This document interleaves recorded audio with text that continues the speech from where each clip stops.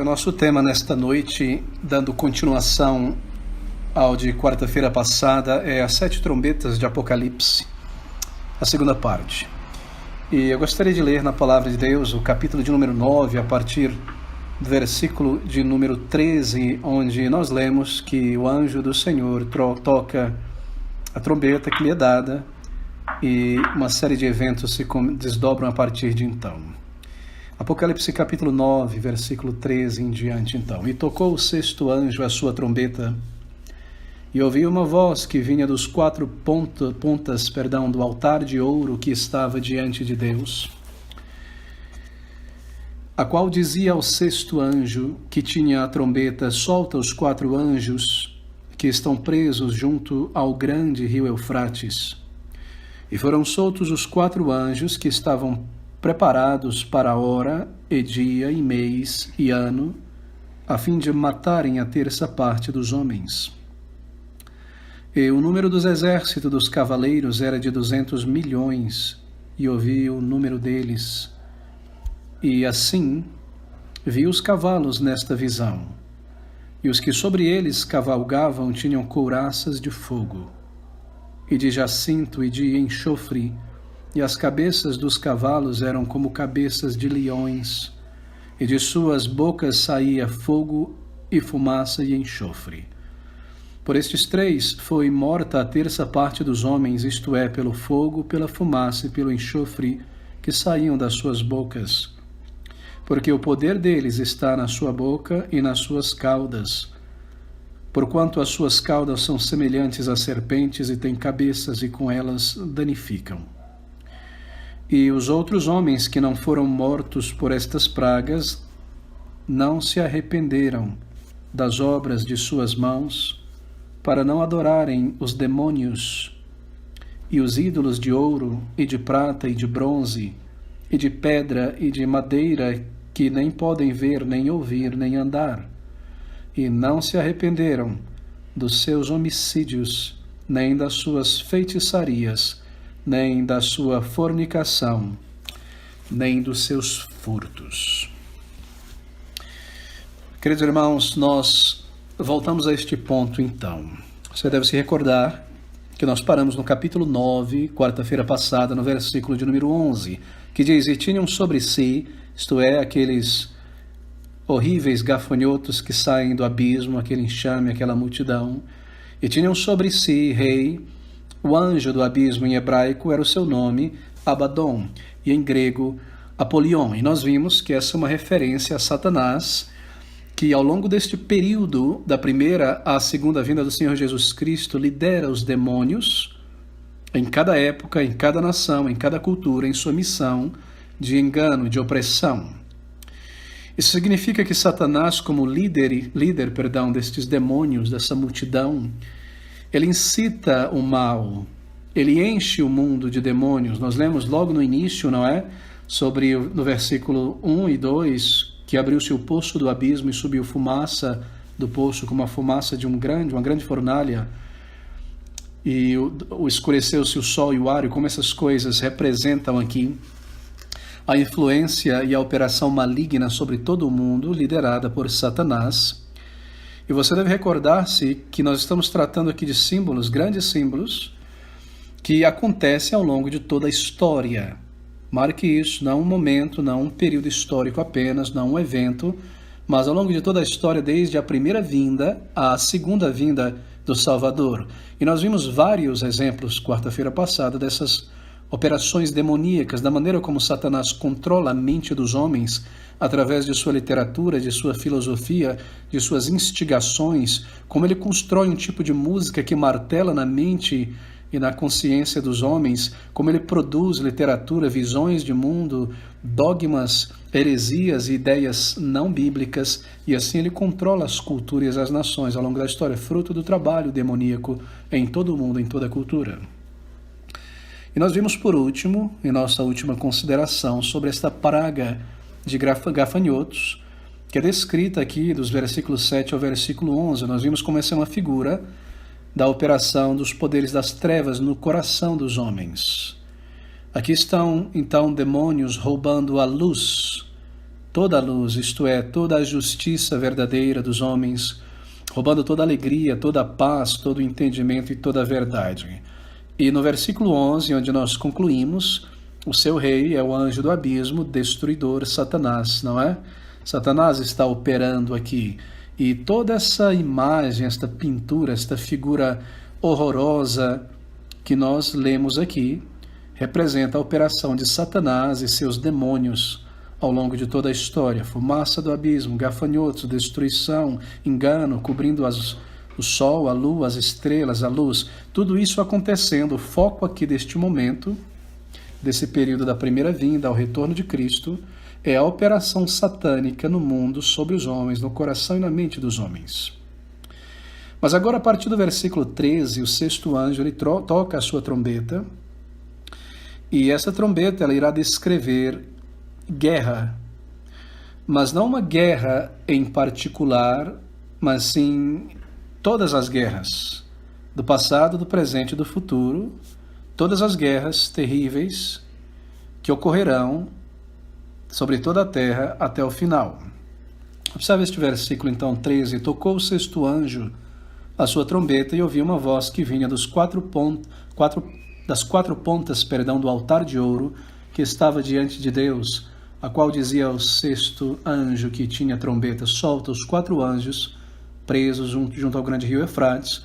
E aqui nós começamos a ver então a obra deles, que é uma obra de mortandade, e os exércitos incitados por eles no versículo 16 em diante. Aqui nós temos então esse versículo 13, a sexta trombeta, guerra, mas não uma guerra em particular, todas as guerras ao longo de toda a história neste período. Lembre-se disso, talvez você recorde, que nós vemos que no quarto selo, quando o quarto selo foi aberto, ali lidou-se com guerra, não foi?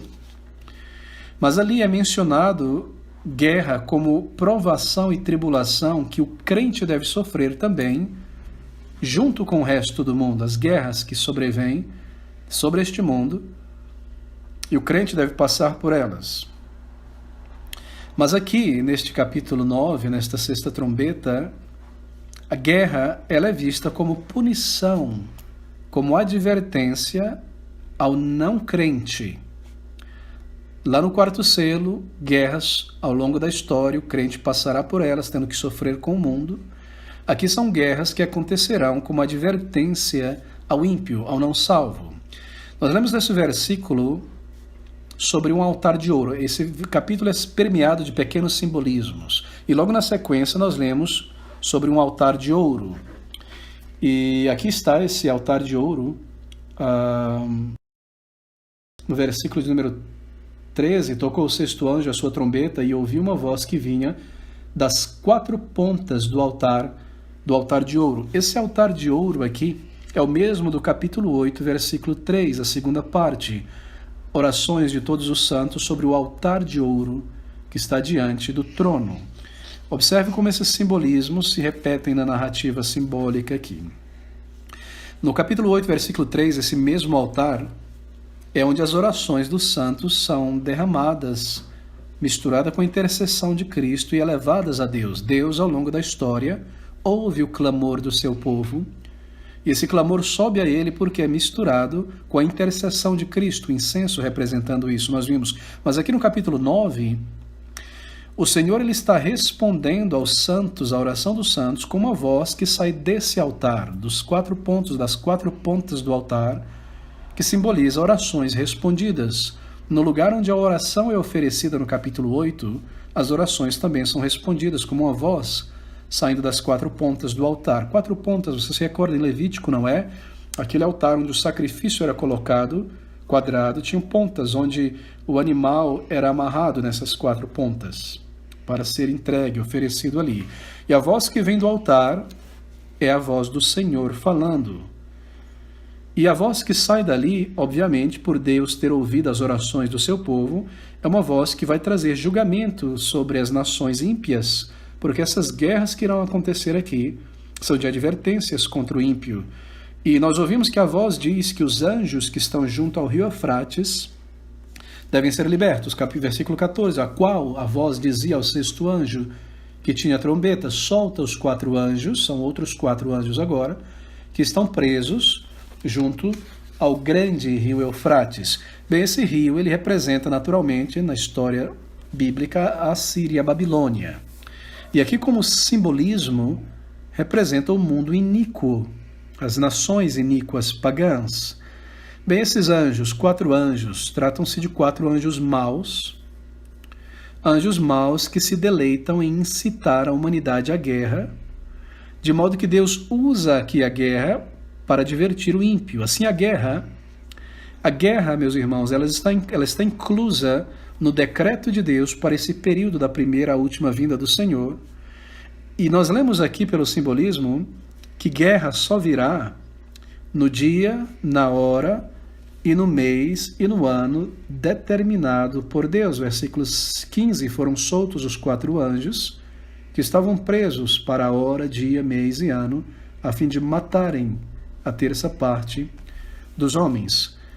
Deus tem determinado estas coisas e tudo isso está sob o controle de Deus. E nós seguimos em frente lendo o versículo 16, e o número dos exércitos dos cavaleiros era de 200 milhões, e eu vi o número deles. Você observa como o versículo 16 não parece ter uma ponte conectiva com o versículo 15? Não há uma introdução para esses cavaleiros, não é? Nós temos aqui os anjos que foram soltos e, de repente, o número dos exércitos. Mas de onde vieram esses exércitos? Bem, é a maneira simbólica de ser informado aqui. Ele certamente vem do versículo 15. Está conectado a esses anjos.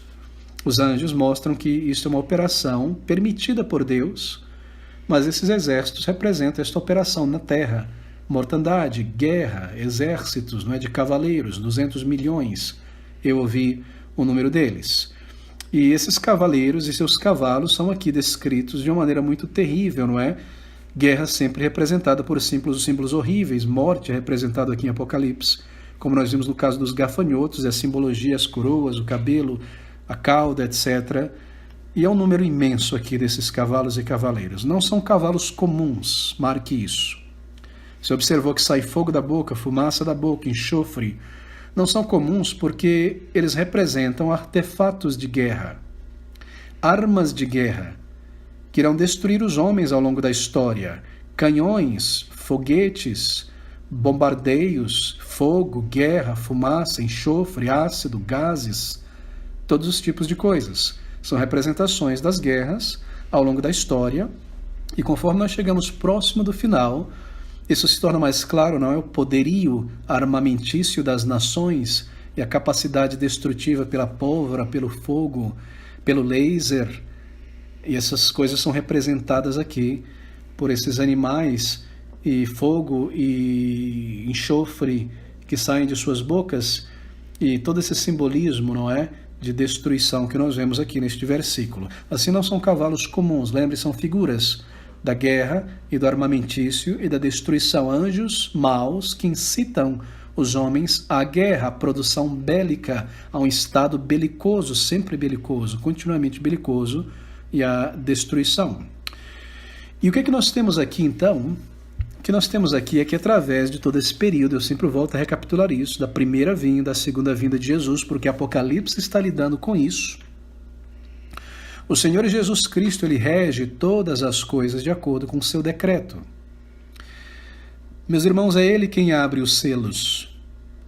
É Ele quem dá a espada ao anjo, ao cavaleiro, a trombeta aos anjos. O Senhor está regendo. Assim, é Ele quem está permitindo que estas coisas aconteçam no mundo, como parte da maldição do pecado sobre o mundo, como retribuição contra o ímpio que nega a sua verdade, oculta, oprime a verdade, oprime a igreja, a retribuição ao impenitente. Estas coisas estão acontecendo. Em parte, nós sofremos elas porque fazemos parte, estamos vivendo nesse mundo amaldiçoado pelo pecado, coisas que sobrecaem o mundo. Mas, em parte, nós vemos que isso recai sobre o mundo impenitente, como uma advertência e juízo pela sua impiedade contra a verdade e contra a igreja. O Senhor Jesus punirá os perseguidores da igreja, é o que está sendo informado aqui ao longo desse período da história.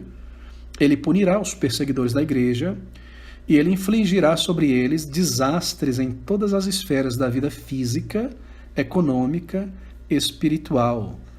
O sangue dos mártires que é derramado ao longo de toda a história, desde Estevão o primeiro até o último, esse sangue é precioso aos olhos do Senhor aqui neste mundo. E o Senhor vindica aqui na terra, advertindo os homens. Ele haverá de julgar, então, esses no juízo final. Nós vemos sobre o sangue dos mártires debaixo do altar, no capítulo de número 7. As orações do povo de Deus são ouvidas, então. A voz sai do altar. Ali foi derramado incenso, as orações. Deus vê a lágrima, Deus vê o sofrimento dos seus filhos. E aqui nós temos a advertência ao longo de toda a história sobre todas as nações. Bem, certamente pessoas estão sendo salvas de todas as nações. E o mundo e Satanás perseguem a igreja. Assim, essa é a narrativa, essa é a história. A igreja avança em termos de desenvolvimento, pessoas são salvas, o número é aumentado, o número dos eleitos por quem Cristo morreu, escolhidos antes da fundação do mundo, está sendo colhido em uma grande, uma imensa colheita. É a era do Evangelho, é o milênio, assim por dizer. Mas ao mesmo tempo, Satanás, ele persegue a igreja. Ele ataca a igreja. Veja, nós não estamos fazendo um estudo de Apocalipse aqui. Se tivéssemos, você perceberia isso com mais clareza, o desdobramento. Nós estamos tirando amostras de alguns eventos de Apocalipse, em resposta à pergunta dos irmãos, os selos, os 4 cavaleiros, as trombetas, mas mesmo nessas amostras nós conseguimos ver a estrutura do livro, e nós conseguimos ver esse desdobramento da igreja ao longo de toda a história até o final. Essas advertências, logo elas tomam forma de juízo. Esse juízo é representado sobretudo no juízo final, o trono branco, no céu, aquele grande dia quando o Senhor voltar. Assim a igreja segue, ela segue aumentando, alcançando almas, mas sendo oprimida pelo mundo e por Satanás, a martírio, a morte, a perseguição, a todo tipo de coisa acontecendo com a igreja enquanto nós estivermos deste lado do céu, neste período até o retorno do nosso Salvador. Assim Deus adverte ao longo de toda a história. Mas os homens que são amantes de si mesmos, homens ímpios e perseguidores da igreja, nós lemos que eles não se arrependem ao longo da história. As nações não se arrependem. E nós lemos que eles seguem quebrando a lei de Deus, tanto a primeira tábua da lei, quanto a segunda tábua da lei, versículo 20 e versículo 21. E os outros homens que não foram mortos por estas pragas ao longo da história, não se arrependeram das obras de suas mãos, veja, continuam quebrando a primeira tábua da lei, para não adorarem os demônios e os ídolos de ouro, e de prata, e de bronze, e de pedra, e de madeira, que nem podem ver, nem ouvir, nem andar. Eles seguem pecando, eles seguem quebrando a segunda tábua da lei, e não se arrependeram dos seus homicídios, nem das suas feitiçarias, nem da sua fornicação, nem dos seus furtos. Você observa as 2 tábuas da lei aqui, ao longo da história, a advertência é trazida, e é triste observar isso, não é? Catástrofes naturais levam muitos a pensarem na brevidade da vida. Bem, poucos, não é, na verdade, mas muitos voltam a se endurecer. Pandemias, mortes, desastres, pessoas param por um momento, veem a brevidade da vida, percebem o julgamento de Deus sobre o pecado humano, mas as pessoas seguem em frente, ímpias, quebrando as tábuas da lei, isto é, levantando o punho contra Deus, rejeitando a Deus de propósito. E assim, por causa disso, o juízo final deve vir. O mundo perseguidor da igreja, conforme o tempo passa, nós vemos aqui então que ele se torna um mundo impenitente, um mundo que não se arrepende, um mundo duro. E é isso que nós observamos mais e mais, um mundo impenitente, uma sociedade cada vez mais ímpia, uma sociedade que levanta a sua voz de propósito contra o nome de Deus e contra as coisas de Deus, para perseguir, para fazer essa chacota. E essa impenitência, o que o livro está mostrando é que ela irá aumentar, ela vai crescer conforme nós nos aproximamos do final. E conforme a impenitência aumenta, a gravidade dos crimes aumenta, do abandono da verdade, da impiedade aumenta, então aumentam também as advertências, aumentam também as calamidades sobre a terra, o juízo, até nós chegarmos ao ponto em que um juízo final deve acontecer. Assim segue o livro de Apocalipse. Assim tem seguido a história da humanidade, desde a primeira vinda de Cristo. Você percebe? Esse é o ponto de compreensão de Apocalipse. Nós temos os primeiros 3 capítulos, não é? Onde nós lemos sobre Cristo falando às igrejas as cartas dirigidas às igrejas, 7 igrejas, que representam todas as igrejas ao longo de toda a história, não em períodos sucessivos, a primeira igreja é primeiro século, a segunda igreja é segundo século, nada disso. As 7 igrejas representam igrejas em todas as épocas, em todos os períodos. Sempre haverão 7 igrejas em cada século. Uma igreja morna no Brasil, uma igreja quente, uma igreja desobediente. Nós vemos isso em nossa geração, na geração passada. Cristo termina de falar com as igrejas e agora ele começa a revelar para elas o que irá acontecer desde a sua primeira vinda até o final. Isso começa a acontecer do capítulo 4 de Apocalipse até o capítulo final de Apocalipse. E o que nós temos então são 7 visões do que está acontecendo. Cada uma dessas visões cobre todo o período da primeira à última vinda, mas lembre-se, cada visão aumenta em intensidade em sua descrição da perseguição, da impiedade, da manifestação de Satanás, do julgamento de Deus. Então nós temos a perseguição sendo apenas ilustrada na primeira visão, na segunda ela já é mais detalhada, na terceira ela é apresentada com mais detalhe, assim também. A perseguição é apenas introduzida na primeira visão, na segunda visão ela é detalhada, na terceira ela é intensificada, na quarta nós vemos já com mais força. O julgamento e as advertências de Deus vêm mais brandamente apresentado, até que se intensifica, até o ponto de julgamentos, tremores de terras e coisas como essa. Você vê a intensidade dessas coisas?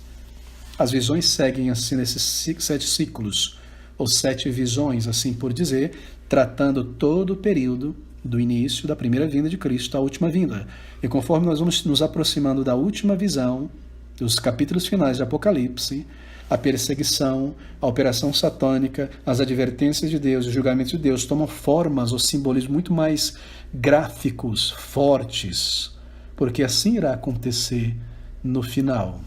Então nós estamos nos aproximando aqui, essa é a 7ª trombeta, e nós começamos a ver coisas em mais detalhes, de maneira que a igreja segue avançando, mas segue sendo martirizada, sendo perseguida, sendo atacada, os homens impenitentes se tornando mais impenitentes, Deus advertindo, as pessoas não se arrependendo, até o ponto que esses juízos precisam tomar um juízo final. E é por isso que nós temos o juízo final lá no final de Apocalipse, o grande trono branco. Isso acontece no céu. Há uma gradação, um degradê, se eu posso assim dizer. Cada visão um degradê mais pálido, não é? Dessas advertências, dessa perseguição, da operação satânica. Mas cada visão, cada degradê, assim por dizer, cada estágio representa todo o período da história, da primeira vinda à última vinda do Senhor. E assim segue o livro de Apocalipse. E para anunciar esse juízo final, esse juízo do trono branco, esse juízo último, quando o Senhor irá separar as suas ovelhas dos bodes e lançar Satanás e o maligno e os homens ímpios neste lago de fogo, a destruição, o inferno, e também o novo céu e a nova terra para o seu povo, para anunciar esse juízo final, surge outro anjo. E nós lemos sobre este anjo com um livrinho no capítulo 10, versículo de 1 a 11. Leia comigo. E vi outro anjo forte que descia do céu, vestido de uma nuvem, e por cima da sua cabeça estava o arco celeste. E o seu rosto era como o sol, e os seus pés como colunas de fogo. E tinha na sua mão um livrinho aberto, e pôs o seu pé direito sobre o mar e o esquerdo sobre a terra. E clamou com grande voz, como quando ruge um leão. E quando clamou, os 7 trovões emitiram as suas vozes. E quando os 7 trovões acabaram de emitir as suas vozes, eu ia escrever, mas ouvi uma voz do céu que me dizia: sela o que os 7 trovões emitiram, e não o escrevas. E o anjo que vi estar sobre o mar e sobre a terra levantou a sua mão ao céu e jurou por aquele que vive para todo sempre, o qual criou o céu e o que nele há, e a terra o que nela há, e o mar e o que nele há, que não haveria mais demora. Em outras palavras, nós estamos próximo agora do julgamento final. As advertências não foram ouvidas. Mas nos dias da voz do 7º anjo, quando estiver por tocar a trombeta, se cumprirá o segredo de Deus, como anunciou aos profetas, seus servos. Ele diz: nos dias da voz do 7º anjo, quando estiver por tocar a trombeta. Em outras palavras, nós não sabemos aqui o que é esta voz, porque foi dito para não registrar. Então João está apenas dizendo: quando isso acontecer, este segredo de Deus se cumprirá.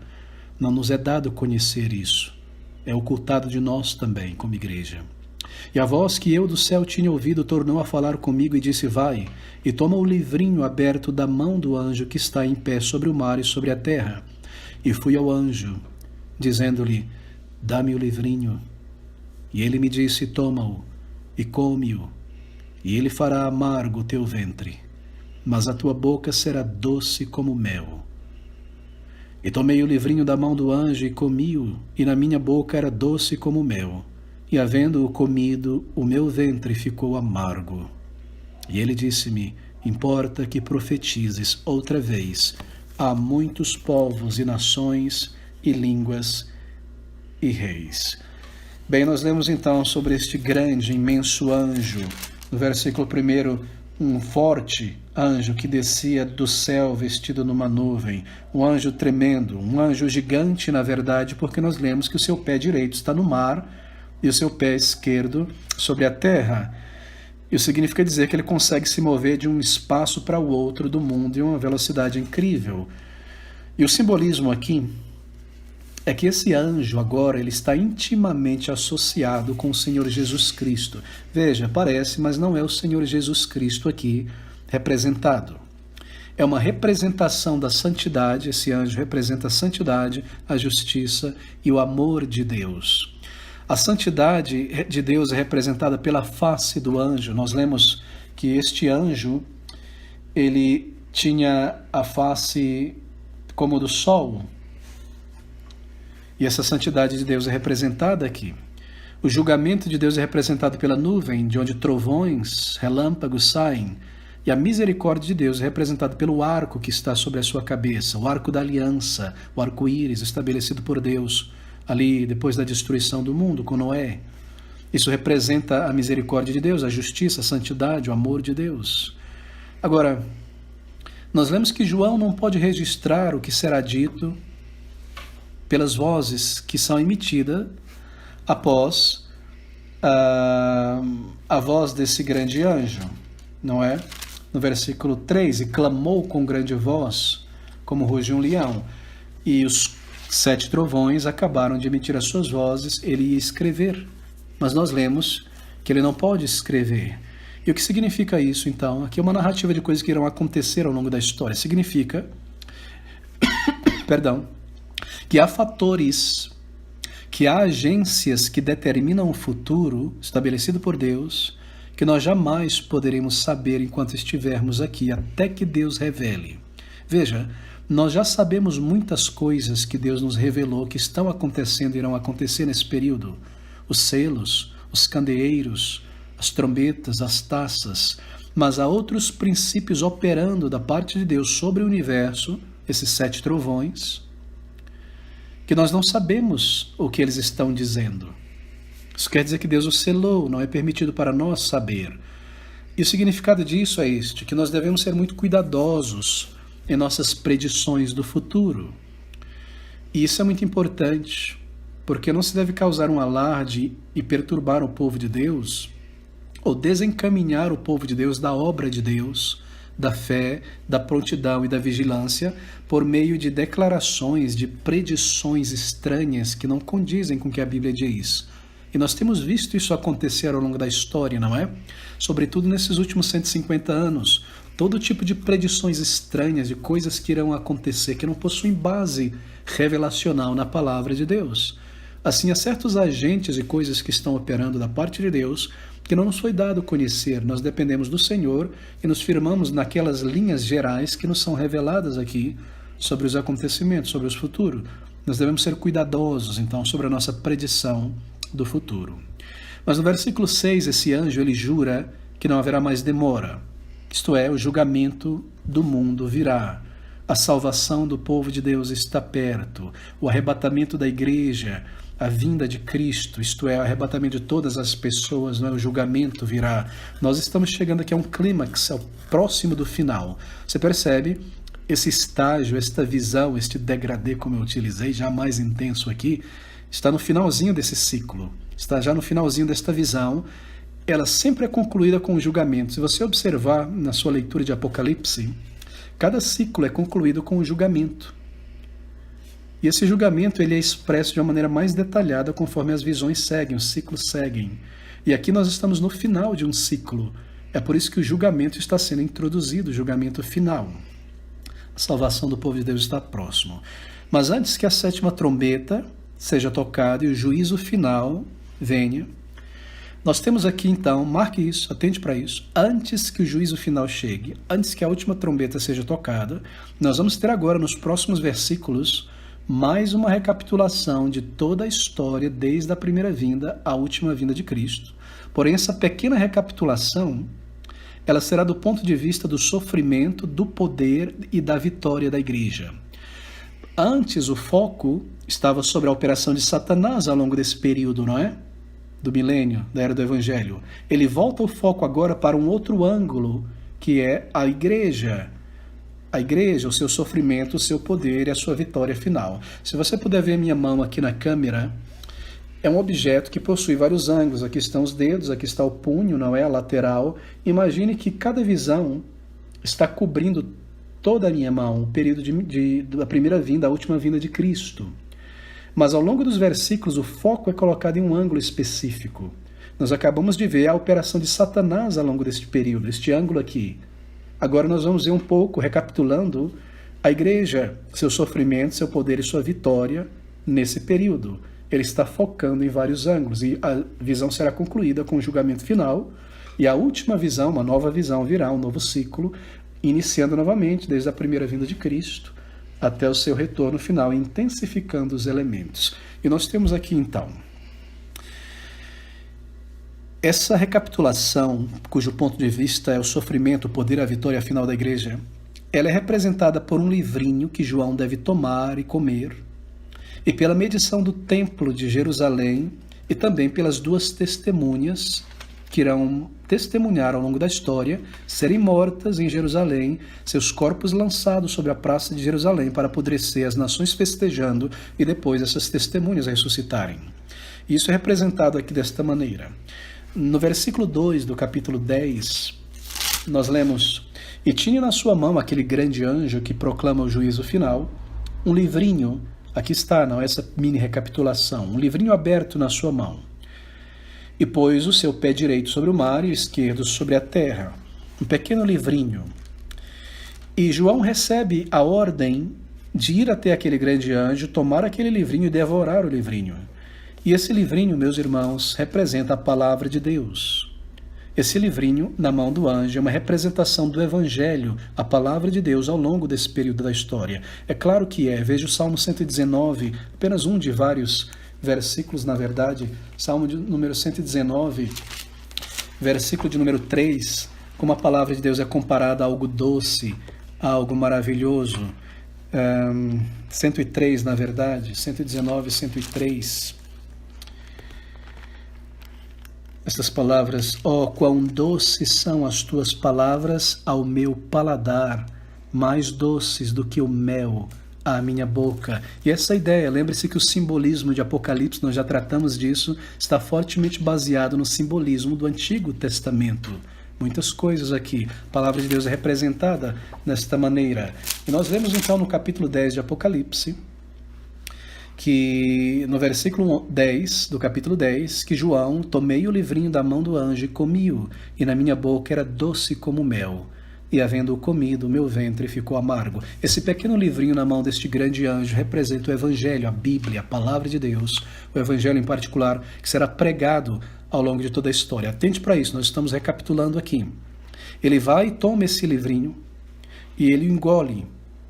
E esse livrinho, que representa a palavra de Deus, é o Evangelho, onde o mistério da salvação é apresentado ao longo de toda a história. É a era do Evangelho. É um mistério que Deus tinha vindo a este mundo. Quem esperaria isso? Que o próprio Deus tomaria um corpo e uma natureza humana para salvar pecadores, e que ele morreria. Nós proclamamos a Cristo, Cristo crucificado. João pega esse livrinho que é o Evangelho será proclamado. O Evangelho, meus irmãos, observe o simbolismo, em si mesmo é uma mensagem doce, não é? Maravilhosa. Boas novas, que há perdão para pecadores. Boas novas para quem tem, para quem recebe, para quem o come. para quem o tem. Ele é doce na boca de quem proclama também. Mas sempre que o evangelho é proclamado, ele é seguido de amargura e de perseguição neste mundo, não é verdade? É por isso que quando está na boca de João, que proclama o evangelho, observe que ele é engolido não por um anjo, por um animal, um ser vivente, algo simbólico, mas por um homem, um crente real. Significa que o evangelho está neste mundo, ele é proclamado pelos servos de Deus. Todas as vezes que esse doce evangelho é proclamado, a amargura que se segue, a perseguição que se segue, pais abandonando filhos, famílias abandonando pessoas, perseguição no mundo, no trabalho, na escola, desprezo, etc, etc. A espada que Cristo falou a respeito, se lembra? E aqui, quando tendo comido este evangelho doce, proclamado, recebido, no seu estômago, estando em nós, traz essa amargura. É isso que nós vemos aqui. Lembre-se da visão anterior. Todas as vezes que o cavaleiro no cavalo branco sai conquistando com o evangelho, lembre-se que é Cristo, não é? Quem vem na sequência? Um cavaleiro de morte, de perseguição, o segundo cavalo da mortandade. E é isso que nós estamos vendo aqui agora em outro ciclo, em outra visão, com uma representação diferente. O crente ele não deve somente tomar por si mesmo o evangelho e a sua doçura, mas o crente ele deve carregar a sua cruz. A nós é dado não somente crer no Senhor, mas padecer perseguição. Esse evangelho ele é doce, mas ele traz amargura. É por isso que é dado a João, que é um homem e é um pregador. Isso é simbólico também. No capítulo 11, no versículo 1 e 2, nós vemos um outro elemento que irá marcar esse período também da segunda vinda do Senhor. Mas deixe-me concluir essa questão do evangelho. Espero que esteja claro. Ele está recapitulando antes do juízo final, colocando foco sobre o evangelho, que o evangelho será proclamado, é a mensagem doce na voz, nos lábios de quem proclama, João, os pregadores do evangelho, todo testemunhante, mas é amargo a espada carregar a sua cruz. Aqui há um elemento sobre a igreja, mas agora no capítulo 11, versículo 1 a 2, há um outro elemento que marcará esse período até a segunda vinda, também focando sobre a igreja. E foi-me dada uma cana é uma vara, semelhante a uma vara, não é? E chegou o anjo e disse, é uma régua na verdade, não é? Levanta-te e mede o templo de Deus e o altar e os que nele adoram. E deixa o átrio que está fora do templo. Esse átrio, você se lembra, é o pátio dos gentios. E não meças, porque foi dado às nações, e pisarão a cidade santa por 42 meses. Bem, no que tange a vida e a existência da igreja nesse período, as experiências que a igreja sofrerá, ela está marcada aqui nesta visão. Conforme a igreja segue pregando o evangelho da graça redentora, o que nós temos aqui são as experiências que a igreja sofrerá conforme ela segue pregando esse evangelho de salvação. Observe, o anjo dá a João uma grande régua em forma de uma vara. Ele deve medir o santuário, o lugar santo, não é? O templo. O altar, aquele altar que nós já lidamos com ele uns minutos atrás, onde era oferecido incenso, sacrifício, etc. E medir também aqueles que cultuam. 3 devem ser medidos: o templo, o santuário, o lugar onde se adora, não é? O lugar exato, que é o altar, e aqueles que cultuam. Obviamente esse templo aqui tem em vista o templo de Jerusalém, que é usado como um símbolo da igreja, do culto a Deus. Assim como no capítulo 21, Jerusalém terrena, não é? A cidade na Palestina é utilizada como uma representação para Jerusalém celestial. E nós lemos que João não deve medir o pátio. O pátio é o átrio que está fora do santuário. Você se recorda, não é? A forma do templo, um retângulo dividido em 2 partes, e do lado de fora o átrio, o pátio onde as pessoas estavam. Aquele retângulo tinha sua primeira parte, que era o Santo dos Santos, onde estava o candelabro, os pães da propiciação. A segunda parte, nós temos o Santo dos Santos, onde está esse altar, a Arca do Testemunho, onde era oferecido a Deus uma vez por ano, não é, este sacrifício. Mas a região em volta do templo, sobretudo pensa no templo de Herodes o Grande, aquele grande pátio onde as pessoas estavam sempre andando por ali, etc. Essa parte não deve ser medida. Ela fica de fora. É profano. Deve ser separado para que o santuário, o altar, e os que adoram sejam guardados de nenhum dano, porque nós estamos lidando aqui com o julgamento que virá sobre isso tudo aí. Mas essa parte será guardada. Agora, o que significa tudo isso, meus irmãos? Bem, nós podemos ter certeza que significa a igreja verdadeira. É um outro simbolismo para a igreja. Todos aqueles cujos corações habita Cristo, pelo Espírito, são templo de Deus, são santuário de Deus. Todos aqueles que cultuam a Deus, os filhos de Deus, são santuário de Deus. E esses são protegidos quando os juízos de Deus, da sétima trombeta, serão infligidos sobre o mundo perseguidor. Bem, o santuário de Deus no Novo Testamento é uma referência à igreja. Porque Deus não habita em um templo feito por mãos de homens, ele habita no seu povo, em almas, em nós. Deus habita no crente, pelo seu Espírito. É a sua igreja verdadeira que está sendo informada, representada aqui. E o altar de Deus é medido, e aqueles que oferecem culto ao Senhor, e oração, e sacrifício e louvor. Isso é uma representação da igreja, não é?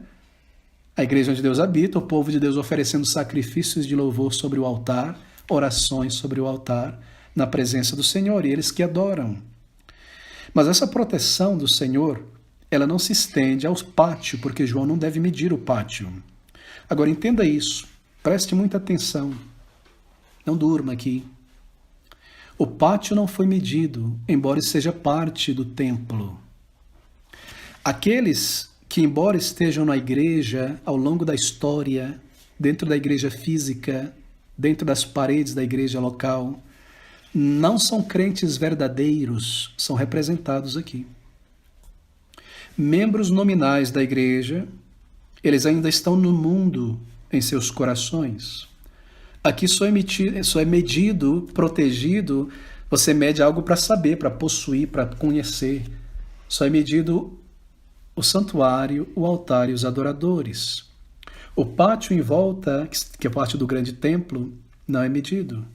Aqueles que frequentam a igreja ao longo da história do cristianismo, que sentem-se à vontade no mundo, estão no pátio, nunca entram de fato para dentro da igreja, nunca se arrependem, nunca buscam a Deus de todo o coração para encontrá-lo enquanto há tempo, eles não são medidos aqui.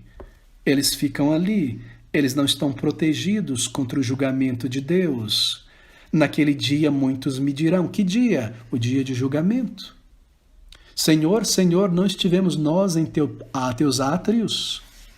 Não estivemos nós no pátio, não expulsamos demônio, fizemos maravilha? Pessoas não salvas, que estão sempre ali na igreja, passam pelos meandros da igreja, pegam seus certificados de batismo, fazem tudo para participar, mas nunca encararam o seu pecado. Imagina que a igreja é um talismã, elas entendem que aqueles que estão na igreja estão seguros em Cristo, mas elas veem isso como igreja física de uma certa maneira. Você percebe o simbolismo aqui, meus irmãos, tudo é coberto ao longo deste período. Pessoas que estão atentas ao modismo deste mundo, perfeitamente à vontade no mundo, ouvem o mundo, amam o mundo. Isso irá acontecer. E nós lemos que essa condição, ela perdura por 42 meses. Eu não posso me delongar aqui pelo tempo, mas você encontrará esses números de 42 meses, 1260, um tempo, dois tempos, três tempos. Tudo isso é uma referência a esse período da primeira à última vinda de Cristo, o milênio, a primeira à última vinda de Cristo, a era do Evangelho, quando o Evangelho é pregado, primeira à segunda vinda de Cristo. Aqui, nesta visão, os crentes são medidos, não é? Protegidos, não é isso? Guardados, Deus conhece os seus eleitos. Lá no capítulo 7, naquela outra visão, os crentes eles recebem o quê? O selo de Deus. Eles são selados antes da tragédia vir sobre o mundo, antes do julgamento, antes da trombeta ser tocada, o selo ser aberto. Repetições do que está acontecendo ao longo da história a partir de símbolos diferentes, aumentando a intensidade. Então, aqui no capítulo 11, esses crentes são medidos, todos quanto adoram no altar. O selo, a numeração dos crentes, 144 mil, não é? Você percebe como essas visões são repetidas? Lá eles são numerados, 144 mil. Aqui eles são medidos. Anteriormente eles foram selados. Deus conhece. Eles são numerados, são medidos, são pesados. Não há como adicionar, não há como tirar. São os eleitos de Deus. E a partir do versículo, então, em diante, a visão segue mostrando a experiência da igreja da primeira e segunda vinda de Cristo. O foco dessa parte, lembre, é a igreja no mundo em sua adoração, em seu testemunho nesse período. Veja o capítulo 11, versículo 3 a 14. Um novo elemento agora aqui.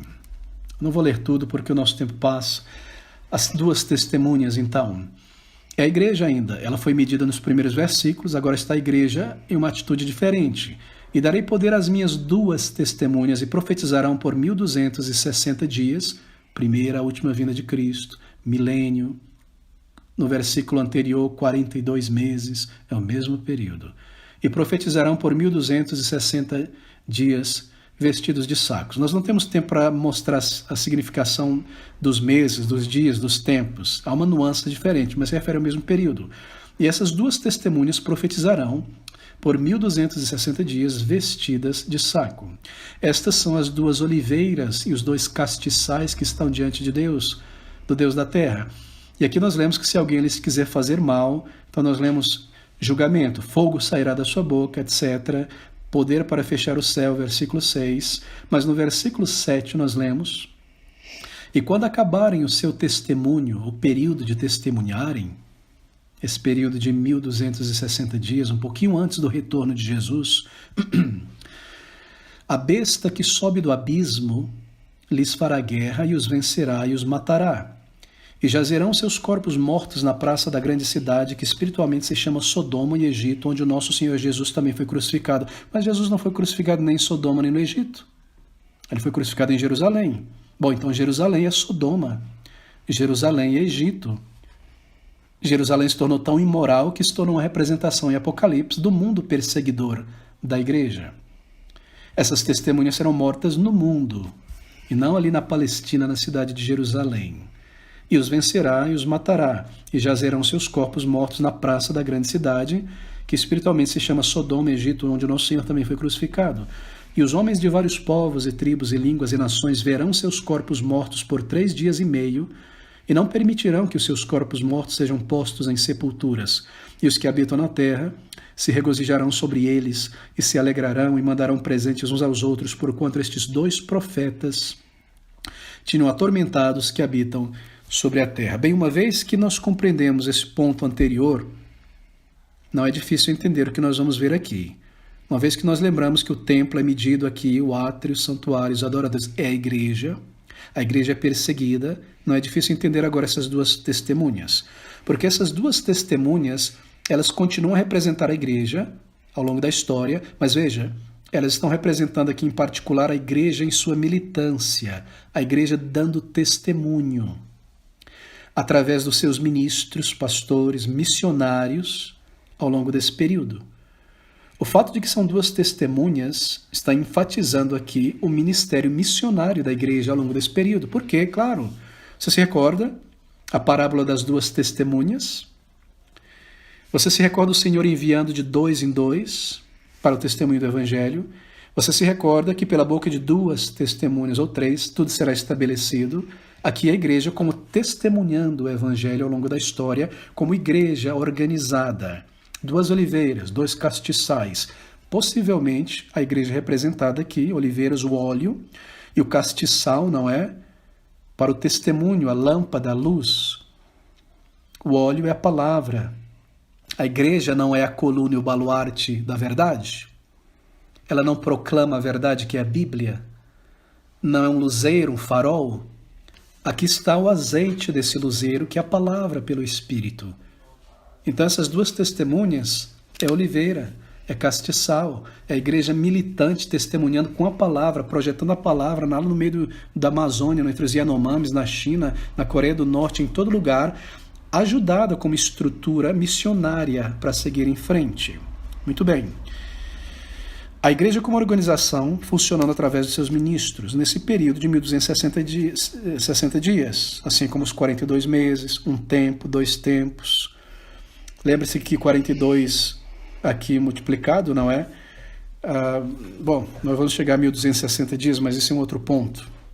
Representando o período de aflição em que o Evangelho ele é proclamado. Agora, as duas testemunhas, elas pregam o arrependimento. Daí a razão delas se vestirem de saco. Observe que elas se vestem de saco, não é verdade?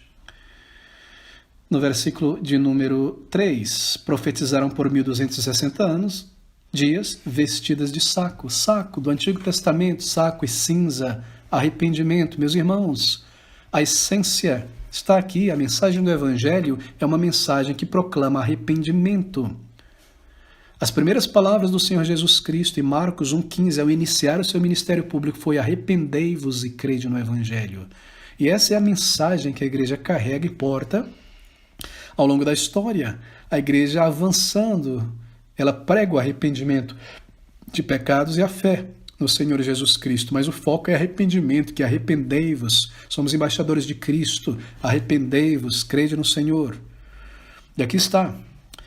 Então nós lemos que elas serão atacadas, a igreja será atacada, a igreja organizada, mas fogo sai da boca, possivelmente não é uma condenação resultante da rejeição do Evangelho. O mundo persegue a igreja, então vai trazer perseguição sobre si mesmo. No juízo final, ou a mão pesada de Deus contra as nações que impedem as agências missionárias de entrar, calamidades, terremotos, pestes, Deus vai descer a sua mão pesada sobre as nações que fecham as suas portas para que o Evangelho não entre. Essa é a representação aqui. E os demais símbolos, eles apontam para isso. O poder do Evangelho, não é? O poder de condenar o mundo que rejeita, porque o Evangelho tem uma missão dupla, é uma espada de dois gumes, chama os eleitos, adverte os impenitentes, leva à salvação e condena aqueles que rejeitam. Mas veja, nós lemos na sequência, nosso tempo deve estar correndo, que essa era do Evangelho organizada como igreja, ela chega ao final, no versículo 7. E nós lemos que quando acaba... Isso é bem próximo, não é? Bem próximo do final, bem próximo do retorno de Cristo. A besta que sobe do abismo lhes fará guerra e os matará. Bem, a igreja, como poderosa organização missionária, terminará o seu testemunho aqui. Agora preste atenção nisso, para que não haja confusão. Não é que o Evangelho deixará de ser proclamado por crentes boca a boca, não. É que a igreja junta, organizada, como uma força para levar missionários pelo mundo, construir capelas, etc, etc, etc. Isso terá terminado antes da vinda de Cristo. A besta que sobe do abismo é a representação do mundo anticristão movido pelo inferno. E o mundo anticristão, pela sua legislação, etc, etc, ela pelejará contra a igreja para destruir, e essa besta matará, destruirá a igreja como uma instituição organizada nesse sentido. Ela não matará todos os crentes. O mundo não irá martirizar todos os crentes, porque haverão crentes na terra quando Cristo voltar. Embora um pequeno número. Sim, haverá um pequeníssimo número de crentes na terra quando o Senhor Jesus voltar. Nós sabemos que será pequeno, porque Mateus 18:8 diz: digo-vos que depressa lhes fará justiça. Deus fará justiça aos seus eleitos. Quando, porém, vier o Filho do Homem, porventura achará fé na terra, organizada, estruturada, para avançar. O povo de Deus estará ali, um crente ali, outro ali, um grupo ali, pequenos, adorando a Deus, evangelizando boca a boca o seu vizinho, o seu próximo, mas com uma estrutura que pode se organizar, criar um CNPJ, construir uma instituição para fundar, traduzir Bíblias, mandar missionários. Isso terá acabado. Isso terá sido destruído pelo mundo e pelas suas organizações. E nós lemos sobre isso neste símbolo. Assim haverá crentes na terra quando Cristo voltar, mas muito pouco. Mas a igreja, como uma poderosa organização para a disseminação do Evangelho, será destruída. Lembre-se que não igrejas locais. Pense sobre a condição, por exemplo, isso não é coisa de outro mundo não, meus irmãos. Pense agora sobre a condição da igreja ou do Evangelho na Coreia do Norte. Há alguma instituição dentro da Coreia do Norte missionária? Há alguma gráfica imprimindo Bíblias na Coreia do Norte? Há instituições organizando crianças, sustentando missionários, seminário treinando homens. Pense na China, existe alguma coisa do tipo lá? Sim, subterrâneo, dentro de apartamentos fechados, trancados. Pense no Sudão, no Paquistão, no Afeganistão. Você vê como isso está se espalhando pelo mundo inteiro? Como estrutura, mesmo agora. Claro, há crentes na Coreia do Norte. Deus tem os seus 7.000 que não dobraram os joelhos ali ao pai do líder coreano, que é um deus lá na Coreia do Norte, ou qualquer deus. Deus tem os seus eleitos na China, no Paquistão, no Sudão, mas como estrutura que avança, isso irá chegar ao final. O mundo irá conseguir acabar com isso. E nós pensamos sobre isso, está se espalhando. Vai chegar um momento que o mundo vai ser como a Coreia do Norte, nesse sentido, da igreja ser tão cerceada que os crentes estarão, de alguma maneira, talvez com uma certa liberdade ainda pequena, não é? Para se reunir os seus lares, nós não sabemos em detalhes como essas coisas serão. Nós já estamos vivendo nesse período, meus irmãos, não é que ele vai chegar daqui 300 anos. Acabei de mencionar vários países. Está se aproximando do Brasil e do mundo inteiro. Assim, pouco antes da segunda vinda de Cristo, nós vemos aqui sobre o cadáver da igreja. Nesse sentido que eu acabei de mencionar. É claro que as portas do inferno não prevalecerão contra a igreja ou o testemunho do povo de Deus. Os eleitos serão recolhidos às portas do inferno, aquelas grandes portas fechadas, com pessoas morrendo ali no inferno, assim por dizer. A igreja vai contra elas, elas não vão permanecer fechadas, elas vão romper, abrir. A igreja segue ao longo da história, arrancando pessoas do inferno, assim por dizer, alcançando almas, trazendo pessoas para Cristo. O inferno não pode resistir, os eleitos de Deus serão reunidos. Mas como estrutura, como poderio, assim por dizer, como nós vemos hoje, não é? Ou há 50 anos atrás, como a igreja desfrutava de um grande poder no mundo. Eu me lembro da Inglaterra, lendo, quando eu morava lá, jornais do século XIX, as notícias nos principais jornais ali de Londres era o que acontecia na escola bíblica dominical daquela grande igreja. O grande pastor que veio visitar, a reunião de ação de graças, e o rei participou, o primeiro-ministro participou. Como a igreja desfrutava, não é? Na Holanda, em partes nos Estados Unidos, sobretudo, a igreja visível como um poderio influenciando, isso irá acabar e já está acabando. De maneira que, pouco antes da segunda vinda de Cristo, um pouquinho antes do retorno, bem antes do final, porque aqui nós estamos no final da visão, o cadáver da igreja, cujo testemunho público, oficial, institucional, foi silenciado pelo mundo, esse cadáver será tombado na praça da grande cidade, isto é, simbolicamente. Essa aqui é descrita como a praça de Jerusalém. E Jerusalém aqui nós vemos que ela é representação de Babilônia, não é? De Sodoma, aquela cidade imoral, anticristã, que também crucificou o Senhor. Jerusalém, por causa da sua imoralidade e perseguição dos santos, ela é representada aqui então como Babilônia, ou seja, a totalidade do mundo anticristão. É esse mundo anticristão, essa besta, não é?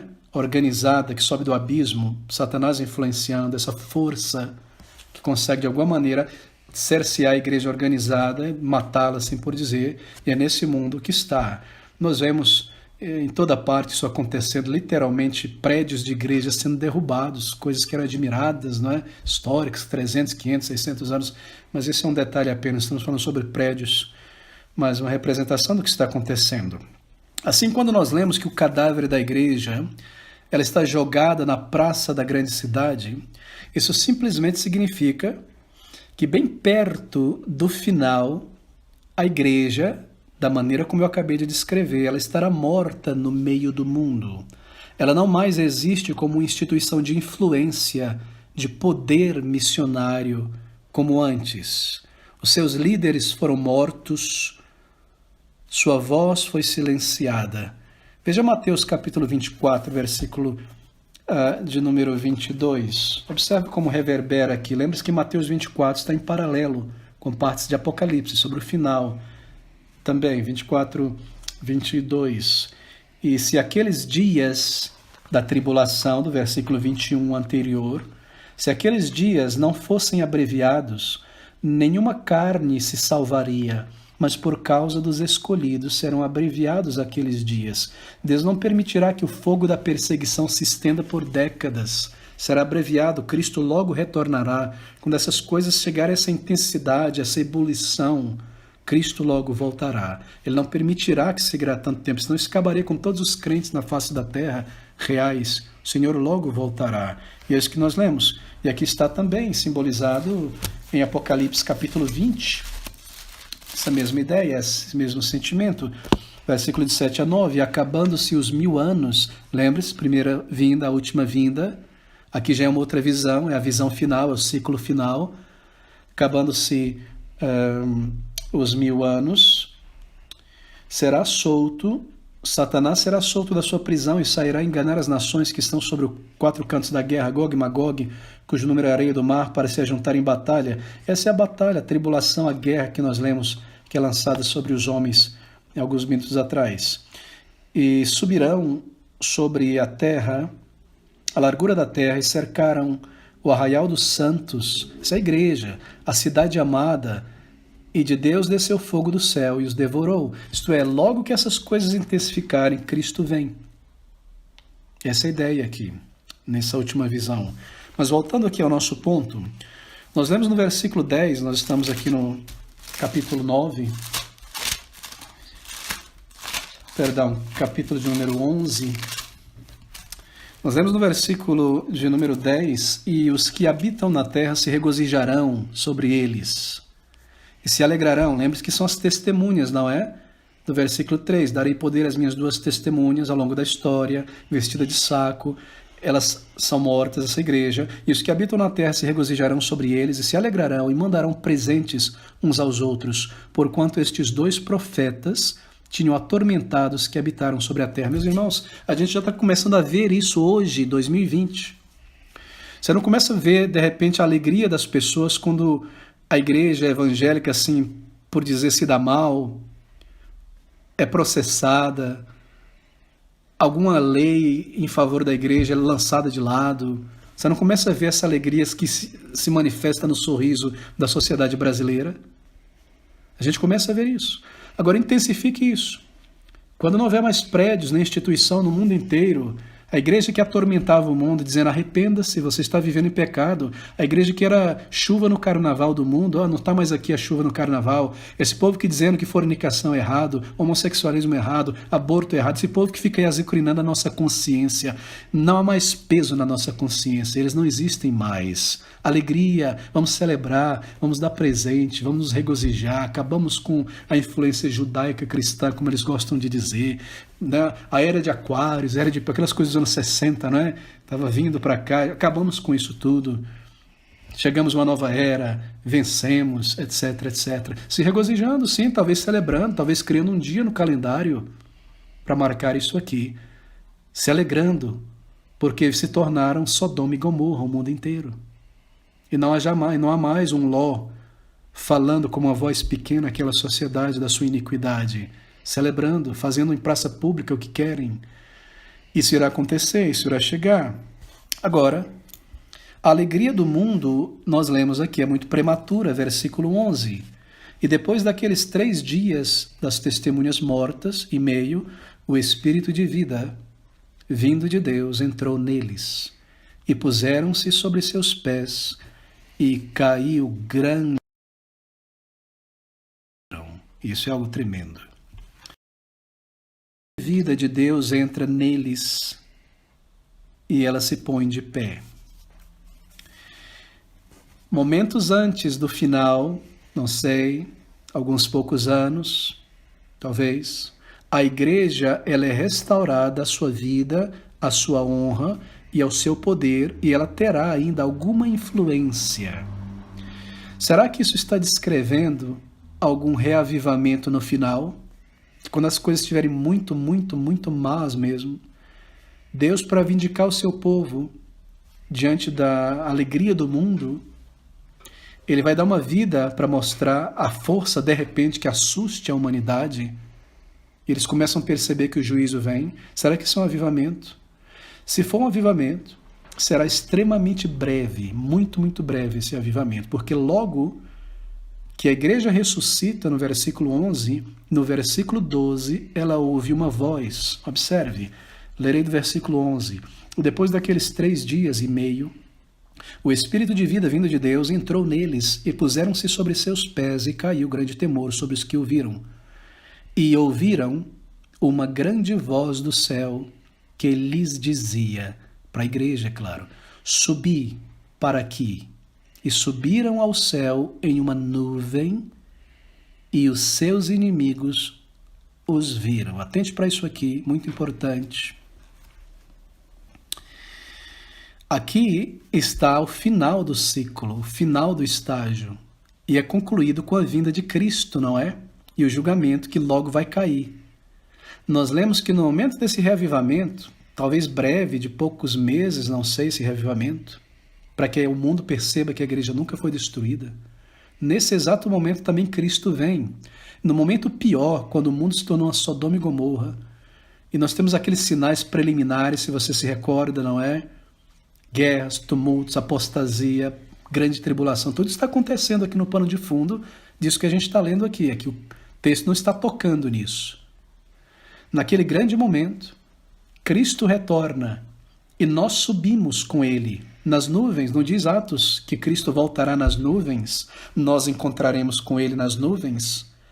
O foco aqui é a igreja. Ainda embora quando Cristo vier vai ser uma ressurreição para todos, uns para a perdição, outros para a salvação, como nós lemos em 2 Tessalonicenses.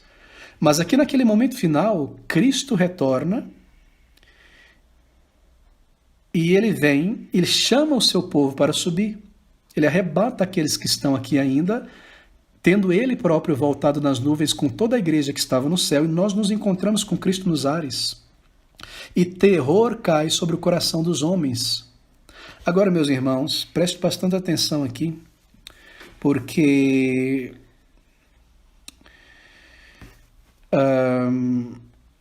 nós lemos aqui que a igreja sobe ao céu, observe, no versículo 12, e os seus inimigos veem.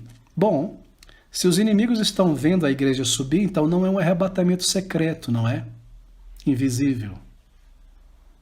Apenas um pontinho para deixar para os nossos amigos dispensacionalistas. O mundo vai ficar paralisado de medo. Por quê? Porque é o final, é o retorno do Salvador. E estas coisas do versículo aqui se referem aos eventos que ocorrem imediatamente ao final. Versículo 13, a obra de destruição começa. E naquela mesma hora houve um grande terremoto e caiu a 10ª parte da cidade. E no terremoto foram mortos 7.000 homens, e os demais ficaram muito atemorizados e deram glória ao Deus do céu.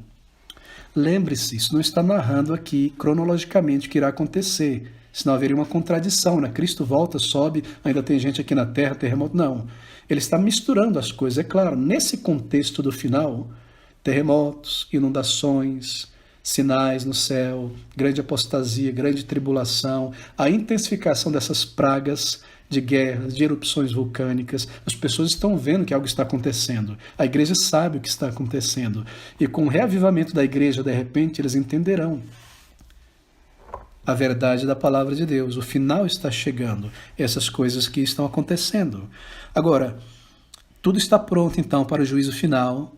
Tudo está pronto, observe, para a 7ª trombeta, que será tocada logo na sequência, porque é o juízo final que chegou. Mas esta 7ª trombeta, o juízo final, se refere a algo que irá acontecer no céu, não aqui na terra. A despeito de todas as trombetas de advertência de 1 a 6, o mundo permaneceu impenitente. Além disso, o mundo rejeitou as 2 testemunhas, que é a igreja, pregando o evangelho, e matou esta igreja, assim por dizer. Portanto, agora é o momento do ajuste final, é o momento da 7ª trombeta. Cristo voltou. Toda a humanidade será reunida diante de Deus, diante de Cristo, diante do seu trono branco, como nós leremos nos capítulos finais de Apocalipse. Capítulo 11, versículo 15 e 19, nós corremos agora para fechar. Capítulo 11, versículo 15 e 19. E o 7º anjo tocou a sua trombeta e houve no céu grandes vozes que diziam: os reinos do mundo vieram a ser de nosso Senhor. O 7º anjo tocou a sua trombeta. Vozes no céu. Os reinos do mundo vieram a ser de nosso Senhor e do seu Cristo, e ele reinará para todo sempre. Bem, acabou, não é? Chegamos ao final, Cristo retornou. Cristo tomou de volta o poderio para a sua mão, a autoridade que ele havia emprestado provisoriamente aos homens. É hora de prestar contas. E os 24 anciãos que representam a igreja estão assentados em seus tronos diante de Deus, prostraram-se sobre os seus rostos e adoraram a Deus, dizendo: graças te damos, Senhor Deus Todo-Poderoso, que és, que eras e que há de vir, que tomaste o teu grande poder e reinaste. Reinaste, não é? Isso está acontecendo. E iraram-se as nações, e veio a tua ira e o tempo dos mortos para que sejam julgados, e o tempo de dares o galardão aos profetas, teus servos, aos santos e aos que temem o teu nome, a pequenos e a grandes, e o tempo de destruíres os que destroem a terra. E abriu-se no céu o templo de Deus, e a arca da sua aliança foi vista no seu templo, e houve relâmpagos e vozes e trovões e terremotos e grande saraiva. Isso tudo aqui, meus irmãos, está acontecendo no céu. O fim chegou, Cristo voltou. Nós subimos com ele, e a humanidade para ser julgada. O mundo está sendo destruído como o mundo físico, como Pedro descreve, os elementos se dissolvendo em fogo. Toda a humanidade diante de Deus para o julgamento. E o que nós temos aqui? Bem, observe que o juízo aqui, porque não é o último ciclo, não é o último estágio, não é? De Apocalipse, o julgamento, o juízo, ele não é descrito em detalhes, ele é apenas introduzido. Nos capítulos seguintes, nos próximos ciclos, conforme a intensidade aumenta, nós vamos ver o juízo sendo descrito. E chamou uns para a sua direita, outros para a esquerda, todo o joelho se dobrando, começa a ser descrito, percebe? No final da próxima visão. Nos capítulos adiante, conforme os próximos ciclos, não é? Aumentam em detalhes, da primeira vinda à última vinda, recapitulando tudo, mas intensificando. Nós vemos então o trono branco, bode separado de ovelha, etc. O que nós temos aqui então é o céu, o julgamento, a glória sendo apresentada. Nós temos anjos cantando, não é? Anjos cantando louvores ao Senhor. Lá nos capítulos para frente nós temos o novo cântico do povo de Deus. É tudo acontecendo aqui. Nós temos aqui a totalidade dos redimidos, que são representados pelos 24 anciãos. A igreja do Antigo Testamento, 12 tribos. A igreja do Novo Testamento, 12 apóstolos. Toda ela está ali, salvos do Antigo e do Novo Testamento, reunidos ali. E observe que nesse hino que eles cantam, o Senhor já não é mais chamado de aquele que é, que era e que há de vir, porque já aconteceu. Ele já está ali, ele é adorado como ele é, como pessoa. Lembre-se que é uma visão, meus irmãos. João não está vendo o próprio céu, mas uma figura simbolizando o que está acontecendo no final. Você observa que a arca da aliança é vista, não é? É o final. O pacto da graça, que é representado pela arca, é plenamente visto. Quando nós estivermos no céu, no final, nós compreenderemos por inteiro este pacto da graça, que foi assinado, assim por dizer, entre Pai, Filho e Espírito Santo na eternidade passada, desdobrada pelo Senhor Jesus Cristo nessa aliança da graça, aqui neste mundo, chamando os seus eleitos, e é concluída na eternidade com a glorificação do povo de Deus. É por isso que a arca da aliança é vista aqui agora no céu. A arca significa comunhão plena do povo de Deus com Deus, não é? Lembre-se, onde estava a arca no templo? Não era no Santo dos Santos? Ninguém podia entrar ali. Mas agora todos os redimidos estão aí, junto da arca, que simboliza a presença de Deus. Nós estamos no céu agora.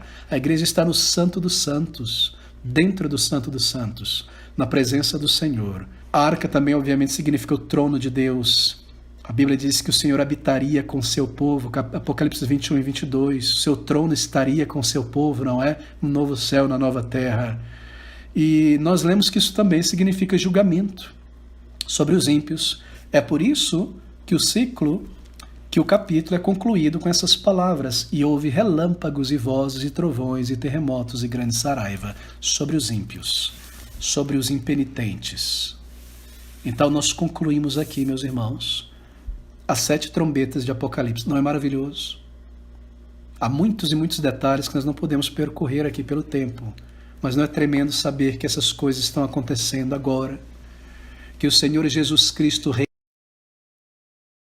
superintende a história, eles deveriam vir, elas virão, que nós somos selados, medidos, numerados e protegidos, que Ele nos guarda através das tribulações, que nós devemos prová-las, elas nos purificarão.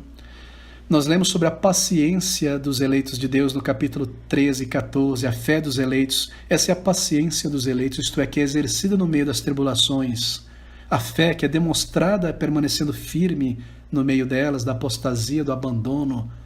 Isso acontece ao longo da história da igreja. E nós estamos vivendo neste momento. Assim nós vimos aqueles 4 cavaleiros, tudo isso aqui está acontecendo no contexto dos selos, lembre?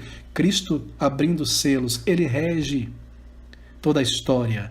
E esse é o período da sua primeira vinda à última vinda.